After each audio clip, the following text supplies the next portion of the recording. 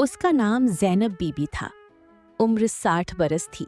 लाहौर के एक पुराने खामोश से मोहल्ले में उसका छोटा सा घर था। 2 कमरे, एक तंग सा सहन, दीवार के साथ लगा रात की रानी का पौधा और एक बावर्ची खाना जो अब भी कभी कभी उसे धोखा देता था कि जैसे सलीम अहमद अभी अंदर से आवाज देंगे, ज़ैनब चाय में चीनी जरा कम रखना, दिल पहले ही मीठा बहुत है। सलीम अहमद उसके शौहर थे। वो ऐसे गए कि जिंदगी को संभलने का मौका ही ना मिला। ना बीमारी, ना बिस्तर, ना अलविदाई बातें। बस एक सुबह वो सहन में लकड़ी की पुरानी कुर्सी ठीक कर रहे थे। ज़ैनब ने अंदर से आवाज दी, चाय में चीनी कितनी डालूं? वो हंसकर बोले, चीनी कम, मगर साथ बैठकर पीना। ज़ैनब चाय लेकर आई तो कुर्सी आधी ठीक थी और सलीम अहमद मुकम्मल खामोश। उस दिन के बाद घर घर नहीं रहा, बस एक खाली जगह रह गई जिसमें आवाजें गूंजती रहती थी मगर कोई जवाब नहीं देता था। एक दिन ज़ैनब ने बावर्ची खाने की अलमारी खोली तो पुराना रजिस्टर हाथ लग गया। वही रजिस्टर जिसमें उसने सारी उम्र के पकवान लिख रखे थे और साथ साथ सलीम अहमद की जुमली भी।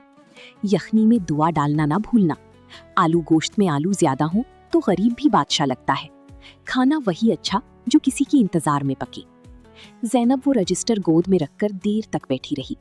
फिर अचानक दिल ने कहा, आज खीर बनाई जाए। उसने चूल्हा जलाया, दूध चढ़ाया और इलायची दिल खोलकर डाल दी और यूं बातें शुरू हो गईं।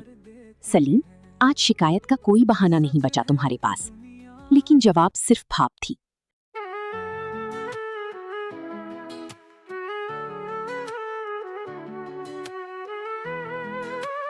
ज़ैनब के नवासे हस्सान ने उसे एक मोबाइल दिया था। कहता था, नानो बस ये बटन दबाएं, आवाज सबको सुनाई देगी। ज़ैनब ने हंसते हुए वो बटन दबा दिया और मोहल्ले के व्हाट्सएप ग्रुप में एक वॉइस नोट भेज दिया। अस्सलामु अलैकुम, आज ज़ैनब बीबी खीर बना रही है। चावल धो लो, दूध चढ़ा लो और इलायची कंजूसी से मत डालना। मेरे सलीम कहा करती थी, खीर मीठी नहीं, याद मीठी होनी चाहिए। और आखिर में बस इतना कहा, आज बारिश है और सलीम बहुत याद आ रही है।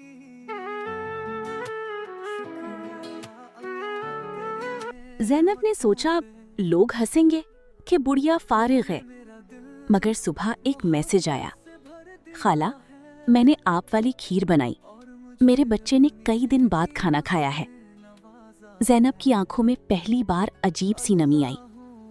ये रोना दुख का नहीं था, ये रोना किसी के जीने की वजह बनने का था। फिर एक और मैसेज आया, खाला मेरी अम्मी बीमार हैं, आज पहली बार मैंने सालन बनाया। और फिर एक और, खाला मेरे अब्बू की पहली बरसी है, आज मैंने उनकी पसंद की दाल बनाई। ज़ैनब समझ गई, ये ग्रुप अब सिर्फ व्हाट्सएप नहीं रहा था, ये एक बावर्ची खाना बन रहा था जहां हर हांडी के साथ कोई याद उबल रही थी। एक दिन एक अनजान नंबर से मैसेज आया, खाला मेरा नाम मरियम है, मेरी अम्मी पिछले महीने फौत हो गई हैं, घर में सब हैं मगर दिल खाली है। उसने लिखा, मैंने आपकी बात सुनकर पहली बार मीठी रोटी बनाई, आधी जल गई मगर लगा जैसे अम्मी ने माथा चूम लिया हो। ज़ैनब देर तक वो मैसेज पढ़ती रही। फिर दिल ने फैसला किया, वो खुद उसके पास जाएगी। अगली जुमेरात वो आटा, घी और बेलन लेकर उसके घर पहुंच गई। दरवाजा खुला तो सामने एक बुझी हुई लड़की खड़ी थी, जैसे कई रातों से सोई ना हो। ज़ैनब को देखकर वो रो पड़ी। ज़ैनब ने उसके सर पर हाथ रखा, चल बेटी, पहले आटा गूंथते हैं, आंसू बाद में भी आते रहेंगे।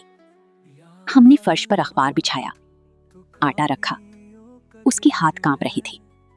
ज़ैनब ने कहा, आटा भी दिल जैसा होता है, नरमी से संभालो तो नरम हो जाता है। उस दिन रोटी नहीं बनी थी, उस दिन एक टूटी हुई लड़की थोड़ी सी जुड़ गई थी। अब हर जुमेरात उसके घर में नहीं, मोहल्ले के हर घर में एक छोटी सी महफिल लगने लगी। कोई दाल पकाना सीखता, कोई चाय में सुकून ढूंढता, कोई सालन के साथ यादें बांटता। व्हाट्सएप ग्रुप बदल गया था।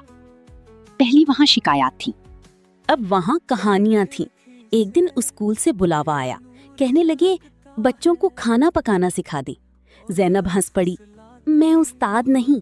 प्रिंसिपल बोली, आप वो हैं जो जिंदगी से सिखाती हैं।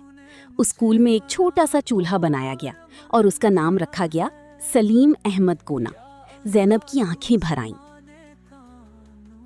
لگا جیسے سلیم احمد واقعی کہیں گئے ہی نہیں، بس ایک کونے میں بیٹھ گئے ہیں بچوں کی ہنسی میں۔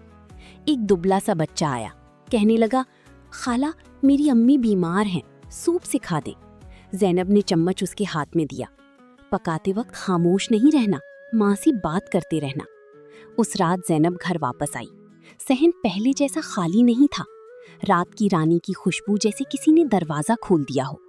اس نے سلیم احمد کی پرانی پیالی الماری میں رکھ دی اور پہلی بار سمجھ آئی، کچھ خالی جگہیں بھرنی نہیں ہوتی، بس ان میں روشنی رکھ دی جاتی ہے۔ آج بھی جب بارش ہوتی ہے، زینب موبائل اٹھاتی ہے، ریکارڈ بٹن دباتی ہے اور کہتی ہے، السلام علیکم، آج یخنی بنائیں گے، پہلے پانی چڑھاؤ، پھر دعا ڈال دو اور کسی اپنے کا نام لے کر ہانڈی ہلاؤ۔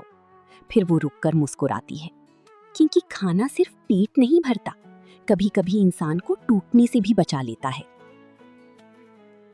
آخری بات، اب زینب سمجھ گئی تھی، وہ اکیلی نہیں تھی، مریم اکیلی نہیں تھی، وہ بچہ اکیلا نہیں تھا۔ ہم سب کہیں نہ کہیں کسی نہ کسی ہانڈی میں ابل رہے تھے، اور ہمیں صرف ایک چیز کی ضرورت تھی، کوئی ہمیں کہے میں سن رہا ہوں۔ اور شاید یہی زندگی کا سب سے بڑا نسخہ ہے، آٹا آہستہ گوندھو، زندگی بھی نرم ہو جاتی ہے۔ مجھے اپنی نیکیوں سے نوازا ہے، اللہ اکبر، اللہ اکبر۔